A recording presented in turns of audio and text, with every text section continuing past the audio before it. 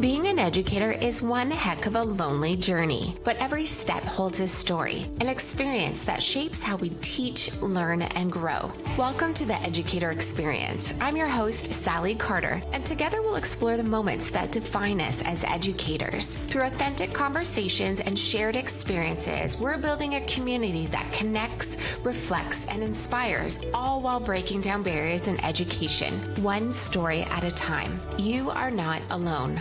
Let's grow together.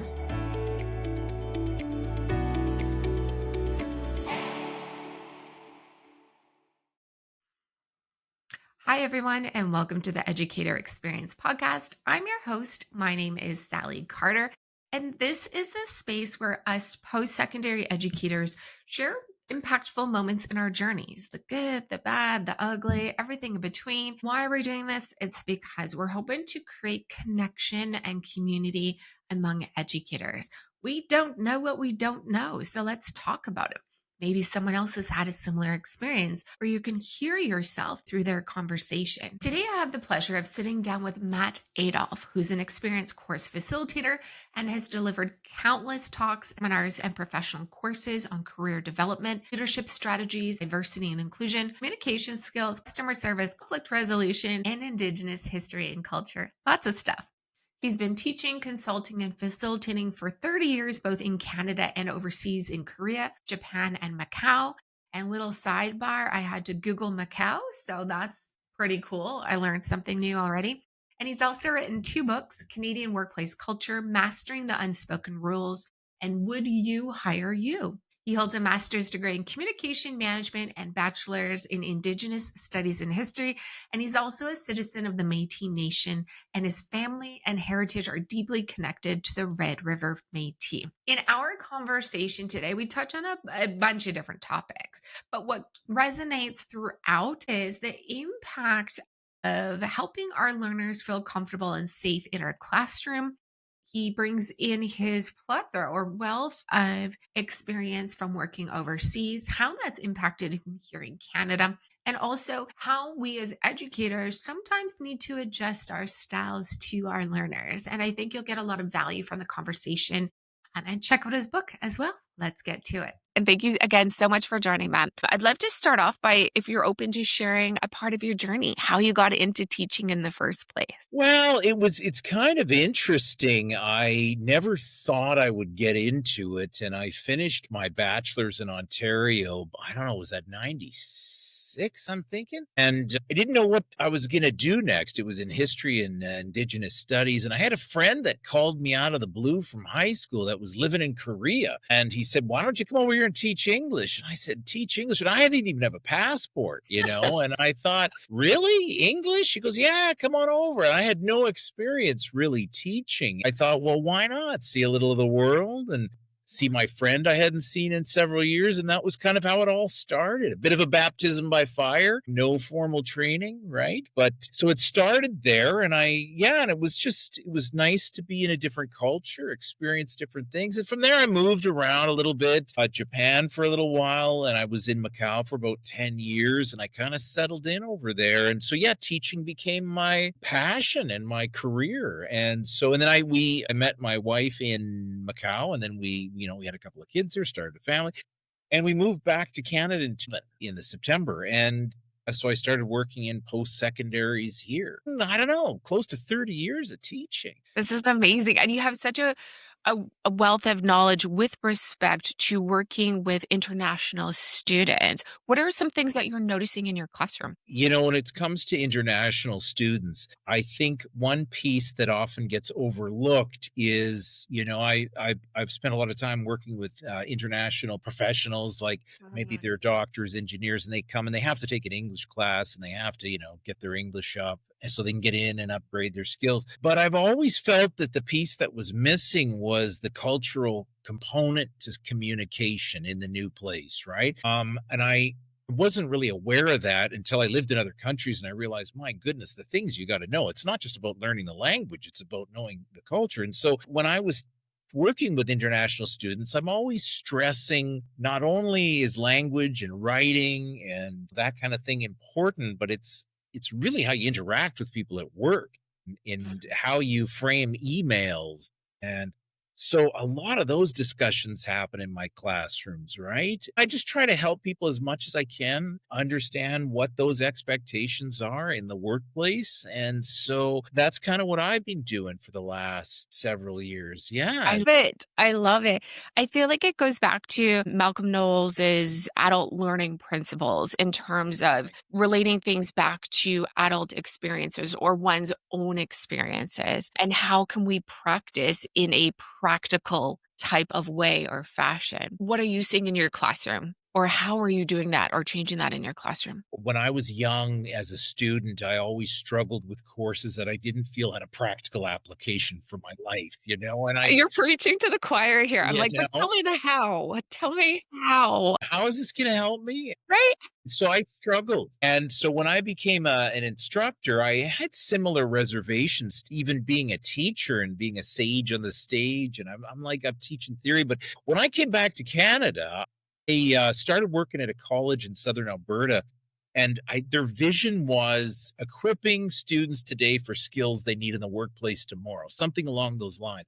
And it Amen. inspired me. And I thought, yes, that's exactly what we should be doing. And so every class I teach, every kind of lesson, and it's just become kind of how I do things now. It's I have to work in practical applications for students and whatever that may be. For example, even if it's teaching a writing class or a literature class, taking a little time and saying, "Do you know about how to present yourself in an email properly?"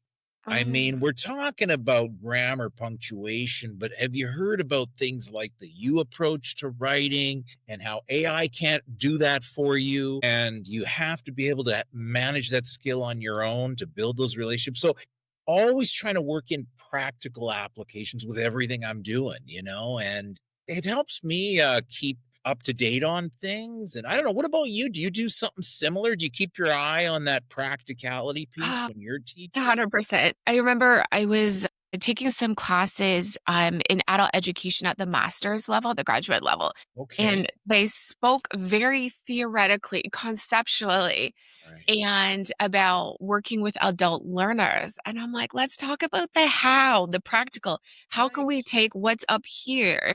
We have this space where we're with other professionals. Let's bring it down and talk now about the how. And they didn't give us the space to do that. And Interesting. I felt like I was just constantly poking. I'm like, okay, we get it here. Let's continue the conversation and bring Mhm. it down a notch and let's talk about how, what has worked for people, what hasn't worked for people. Right. How can we integrate these theories into practice? My brain needed that opportunity to connect to my own experiences and what I was imagining in my classrooms too. But in terms of a practical level, how I integrate, I generally have a large percentage of international students in my Okay. classrooms. So they're quite diverse and mixed between domestic and international.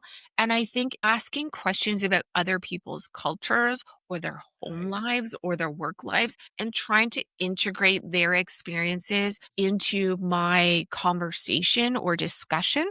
I think really helps and it helps other people understand different perspectives as well. I am by no means the be end all be all of one way fits everyone, right? Let's talk Right. about everyone's experiences. And I know a lot of students I've worked with have literally just come from India and they've been in Canada for a couple of days and they're now in this classroom. So their experiences are completely different from possibly the person that they're sitting next to. So I'm constantly trying to think of ways that I can connect with everybody in my classroom so that it's relevant and makes sense to them. And it's tricky. It can be tricky for sure. But I think for me, it's asking questions and allowing students to share their experiences and how they are processing or relating the information.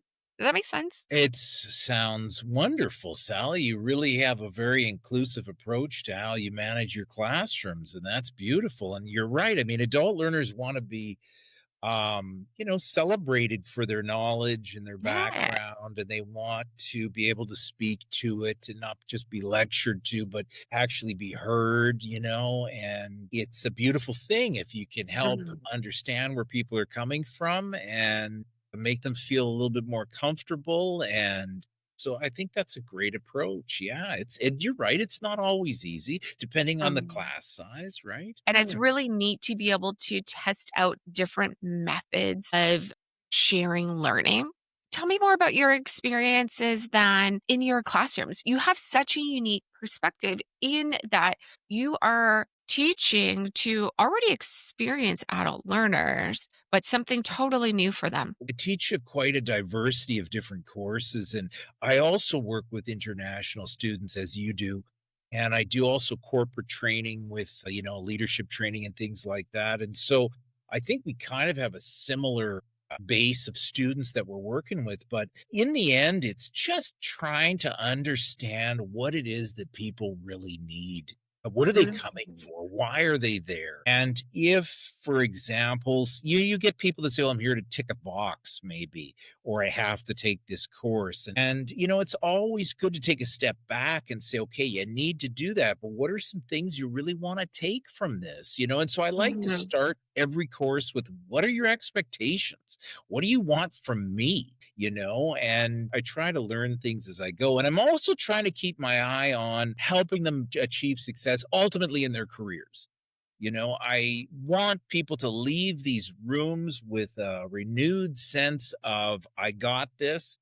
I feel good about these skills. I can apply them. And sometimes we've got to do our own homework to figure out how to do that, right? I'll tell you a funny Uh-huh. story. When I moved back to Canada, I had kind of what you call a reverse culture shock, where you I suddenly can see picture your that. culture as clear as day that you never really saw before. And it was quite interesting. And I remember one of my first jobs was back in Canada, was teaching ESL to internationally trained engineers that are trying to get into the oil Oh. patch in Alberta. They gave me a textbook to use, and the textbook was Language in Meetings. And it was an American textbook, Sally. And I was looking at the lesson for the day, and it's okay, this is the language you got to use in professional meetings. I don't think so. I completely disagree. Throw it I out. don't like that idea. And I'm like, whoa. I said, I don't know. Like, American culture's pretty direct. Maybe this approach will work. And I was talking to my manager. I don't know. If you set people up with these skills, what's going to happen when they enter the workplace, right? So Mhm. we have to really be thinking about visualizing our learners in their careers. And we know that it's not about the technical skills people have, it's about their interpersonal abilities. Hmm. So no matter what kind of course I'm teaching, whether it's technical or, I always try to circle back to that other piece. It's just as important, right? We worked around, and so we worked in some cultural components that would be a little more appropriate in a Canadian workplace setting. I think we live and work in a culture that really does value those interpersonal skills, not so much where the degree came from, or you could be the best in your field. But I think it's always important to integrate those communication pieces in whatever we're teaching. I don't know. What are your thoughts on that? It just made me realize how, with ESL classes in particular, there are so many different things that a good educator needs to consider that maybe in terms of integrating into culture. It's not just about the language skills, but the culture integration, the culture understanding. I feel like you have a very well rounded experience and integration to learning with your students.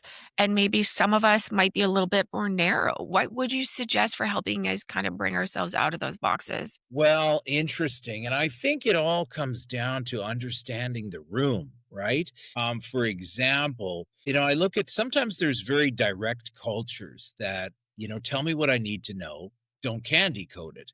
And there's some indirect cultures that think being too direct could be considered impolite. And that's the divide that happens here in Canada sometimes. I think Canada traditionally has a bit more of an indirect culture. They tend to, not be as blunt and maybe hint rather than tell people directly. And so I think we need to know what our communication preference is, and we need to know what our students are, and we got to meet them halfway at best, right? So if I'm with a group of students that are very direct, I'm not helping them by hinting, Right. and telling them things like if they need answers, being forthcoming with what those answers are, and versus if I'm in a room with rather indirect people, there are certain sensitivities that get communicated through body language and tone rather than the actual words. For example, if you're dealing with a group of students that are rather indirect and feel like a little bit hesitant, don't like conflict, and they produce an idea that may not be the best idea, and they've opened up their heart in front of the class and said, I think we should do this. And it's, you want to, in the back of your mind, maybe say, well, that's not a great idea, but we don't want to say that, because Mhm. anything too direct could offend that person and make them uncomfortable. And so it's in the delivery of saying, that's a really interesting idea. Yeah, that's definitely something to think about. Mhm. We also thought, you know what I mean? I've always, dealing with adult learners, my approach is always, they're never wrong. You know, Right. Yeah. you, you circle it around. But, when you're dealing with direct people, sometimes we shouldn't be afraid to be able to identify what the mistake was and help them with it. So I think it's about understanding the communication needs of people. I don't know. Have you had I love experience this. similar to that? That makes sense. Totally makes sense. And it actually made me think of in a class I taught recently, I try to shake everyone's hand whenever I can and Okay. get them used to that practice, especially for younger students. I don't think they've maybe had that experience a lot.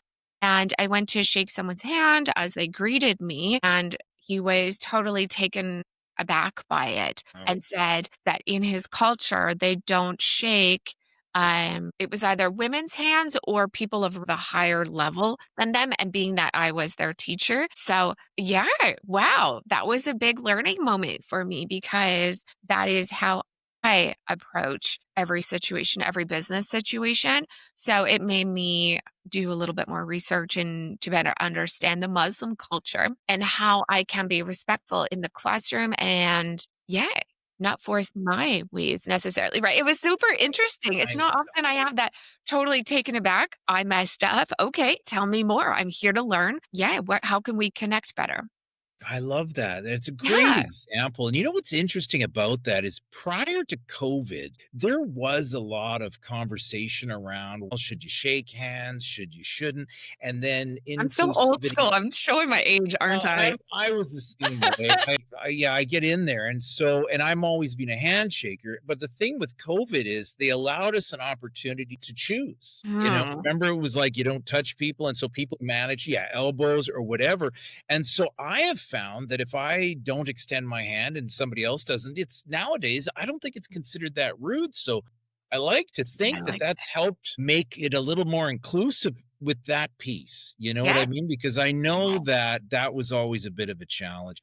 And especially in job interviews, if you go for a job interview and you're not, that handshake could be make it or break it, right? But I think nowadays, I think not shaking hands is, So it's cultural. I just grew up with it, so I don't even know how to greet someone. You get a handshake or a uh, hug or some awkward hello. Those are your 3 options. I got a funny story about the handshake. You I mentioned, love what I it. was Keep thinking about? going. So I was teaching this communication class in the evening that people were taking, and in the back there was this a young learner. He had to be about, I don't know, 17 or 18. And this was a college class I'm teaching. And I was looking at him in the back, really quiet. And I was asking people why you're here. What are you trying to do? And he said something funny. He said, well, I'm just trying to take as many communications classes as I can because I've just been living in my basement playing video games and I don't Oh, connect with people. And so I think the more I can learn, the better it'll be for my career. And everybody was like, oh, well, isn't that, we hear about young people not having those social skills because of their internet adventures. love it. So anyway, Yeah. I'll tell you what was funny though. So at the end of that class, this guy comes up to me and says, thank you very much. And he extends this hand that is perfectly, it's like the perfect handshake, shakes my Ooh. hand. And I'm like, I felt like I just shook hand with somebody that watched 22 videos on YouTube on how to shake a hand. And Awesome. it was just so technically perfect. And I was like, wow. Since that moment, when I hear people criticizing the younger generation, it's like, I look at that. They have the tools to learn these things. But that was just the most perfect handshake I ever had. Now I'm gonna Google the handshake YouTube videos and see what's out there. I love it. So going back to, I know you teach leadership classes as well. How do your experiences translate to what you're noticing in those classrooms? Well, the thing is with the leadership courses is, generally we get leaders that come into these courses. They're trying to pick up a certificate for their own career. So the Mhm. beautiful thing is you've got a room full of a lot of experience. And Right. so in those kind of courses, it's just a matter of facilitating. Like, here's a notion. Here's how we do a performance review. Tell me about your experiences with it and what has worked and what hasn't. And so we find that with all that sharing in the room, people walk away with a lot of insight from each other. So I find it's all about just guiding the conversation, and it's there, and they like it. And they like a little bit of humor. And I find if you respect that experience, it's going to go a long way. The moment I find that if I'm ever doing too much talking, I lose a room. They want Totally. to talk, they want to share, and they got experience. And so that's the Mhm. beautiful thing about those classes. And it's fun when they teach one another. Like if you're teaching a leadership and conflict resolution course and you've got some leaders that, had difficulties handling difficult conversations with staff, and then they hear from a colleague, yes, I had similar difficulties. Here's what I did. It's really beneficial. Mhm. And time management courses for leaders, same kind of thing. They share techniques. So it's a beautiful thing. I always enjoy getting into those groups and so it's just a wisdom sharing session more than anything. Like that wisdom sharing. It sounds like what I'm taking from this conversation is that you adjust your style depending on the room. You're really trying to understand who your, I was gonna say clients or customers, but your students and learners are, and you're adjusting your approach to what you think would be the most beneficial for them or by them telling you that. Yeah, you're right. That's how I Mhm. do it. And I get the sense you do the same as well, I right? try. You're right. You got to figure out what they want. And I find that a lot of it is listening. No, I find listening is how we read people, right? So I like to spend a good portion of the first class really finding out about people, what their interests are, what their goals are, what their Mhm. expectations are. And as they're speaking, I can kind of put together a little picture of the personality and the learning style of this person. And I can start to understand what it is that they need from me and this room. So traditionally, I am generally more experienced with facilitating adult workshops, adult Okay. professional workshops, leaders, folks in industry, folks similar to my own age, a little bit later in life.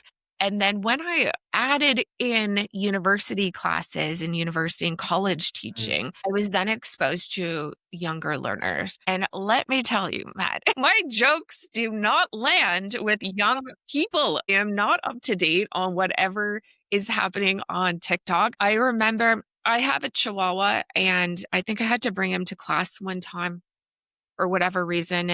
I made a joke about because Paris Hilton had a chihuahua. Everyone had chihuahuas at the time, and nobody knew what I was talking about. I was like, oh God, okay, here we go. I got to figure out this room, read the room. I had to change my style. My jokes had to change a little bit.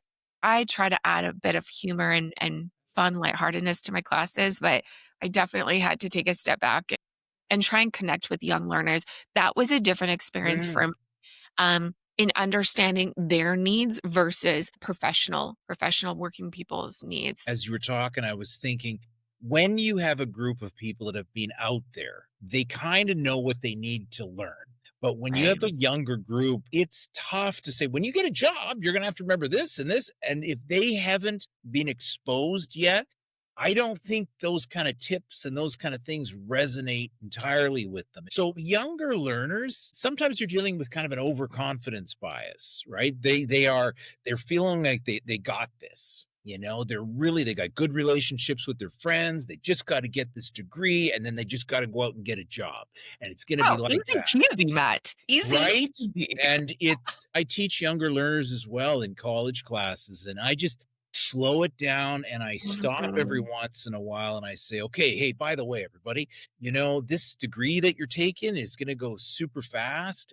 And you are going to be looking for a job in about 2 years, maybe 4. What are you doing right now to prepare for that? And they're like, well, I just got to get the degree. I said, it's a mistake to think once you get your degree, then you go and look for a job. I said, you got to start planning now. So always try to, put them in that frame of mind. Every once in a while, I take a class and I say, okay, are you building your LinkedIn? Are you doing some networking? Are you volunteering?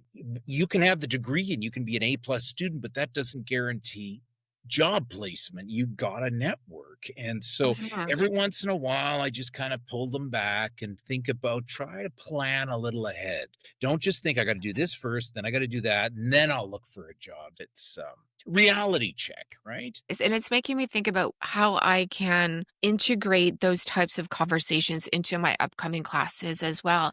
I love it. What would you be able to put on a resume at this point for Right. your future jobs? How can we beef that up for you? What can you be doing in the interim?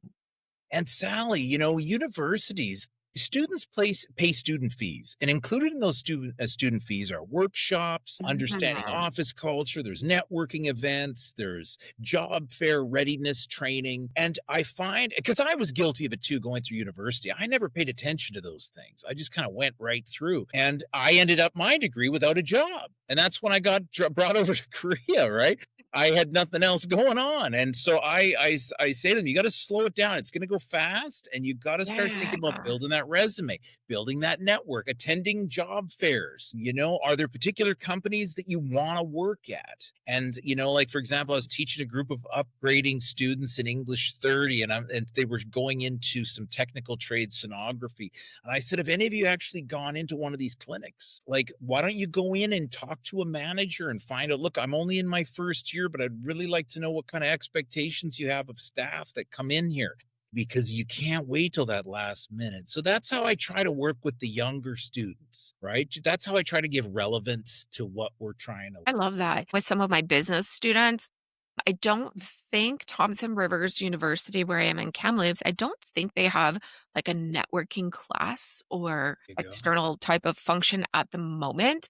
And I've had in my mind that myself and some of my students would do some networking events just to get them an opportunity for them to practice. So it's been in my mind, but I'll maybe talk to my upcoming classes and see if that would be beneficial, and if they could put it on and I can co-lead, just to get folks that experience of being in a room, even with each other, shaking hands or not shaking hands, facilitating introductory conversations, which can be really difficult for people. It can, Sally. And Yeah. again, helping them understand, like, I really like the idea. I think you should do it. And any kind of experience people can have with networking is perfect. I remember my first networking. I came back to Canada, before 2000, before I left Canada in 1996, there was no such thing as networking physically. I don't remember anything like that. And when I came back to Canada, it was all this networking. And I'm like, what is networking anyway? And, you go and it's a wine mixer, and I'm a wine mixer, right? And I got in there. It was just so awkward. I didn't know how to start conversations. It was just bizarre. And so I know how awkward it can be. And those young people that are just finishing college, like, if they haven't done anything to prepare for before they finish college, they just come across desperate in those networking events. Like, Yeah. do you have a job for me? If you can start earlier while you're in your degree, I tell people you're relaxed. You're not finished your degree. You don't have anything to lose. You just have casual conversations. And I said, volunteering is the same thing. You're not looking for a job. You're just looking to build relationships. And the other thing too is, when you're dealing with indirect people that like to talk about the weather, knowing that sometimes the weather is a test. If somebody says it's a little cool today, and if we were to say, not for me, it's hot. we're done. We're challenge. done in that moment with that person. Do you know what I Yes, mean? It's like, they're yes. like, really? You know, it's to know, yeah, you're right about how to start this conversation. It's a nice day today, isn't it? Just to say something like, yeah, it's pretty nice. You have a friend. Absolutely. So, Matt, I'm feeling like super invigorated and just jazzed up with ideas right now. But as we start to wind down the conversation, if I may ask you for one piece of advice that you would have for new educators based on your years of fabulous experiences. It's hard to nail it down to one specific one, but my advice and my approach has always been just leave it all on the table.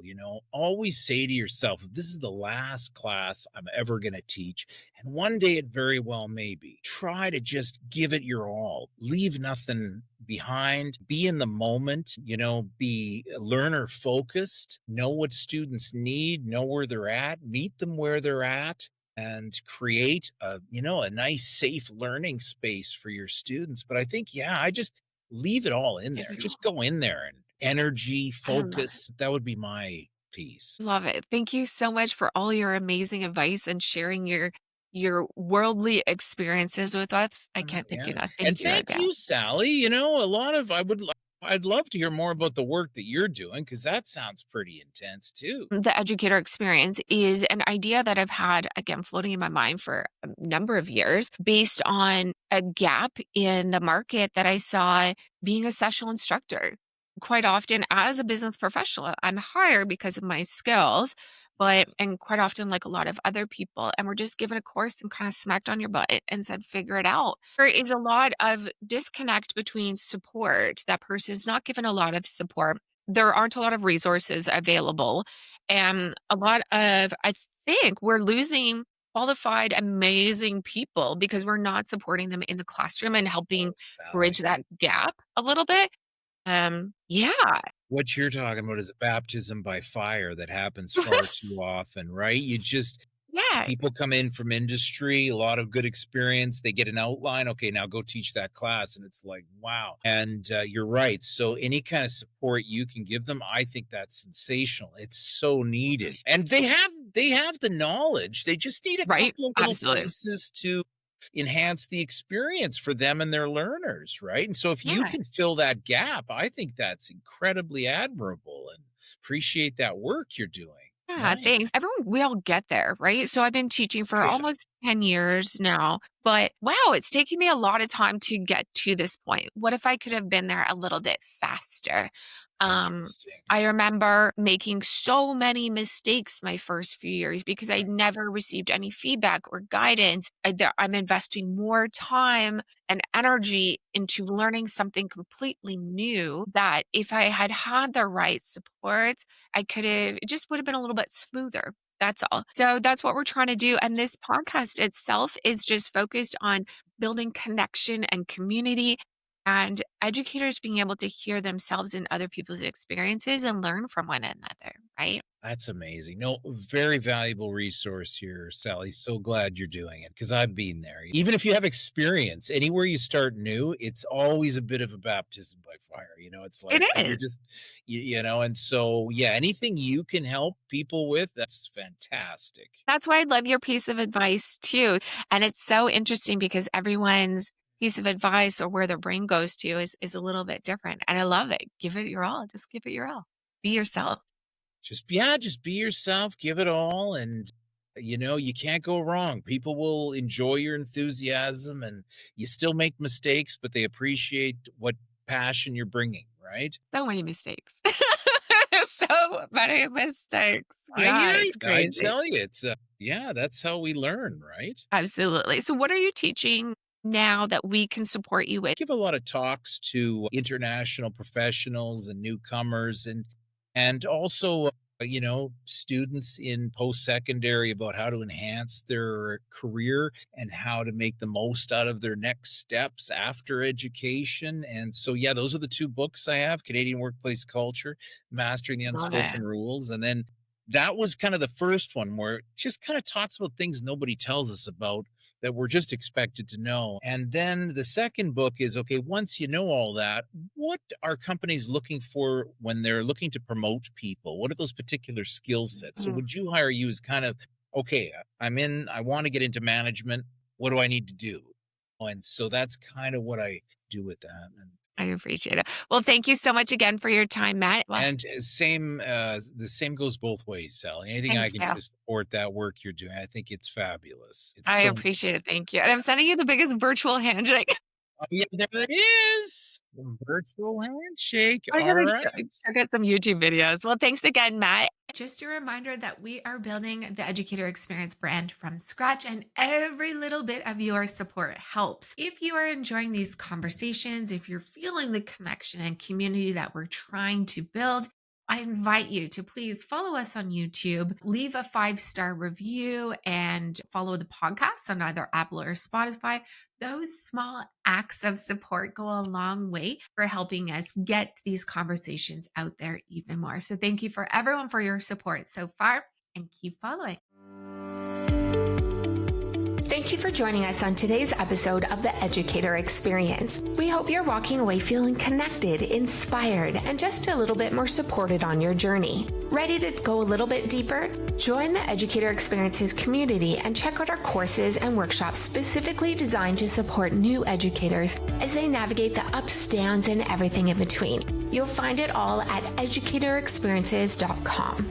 If today's conversation resonated with you, share it with a fellow educator, and don't forget to subscribe so you never miss an episode. Together, we're building a vibrant community rooted in support and connection. See y'all next Monday.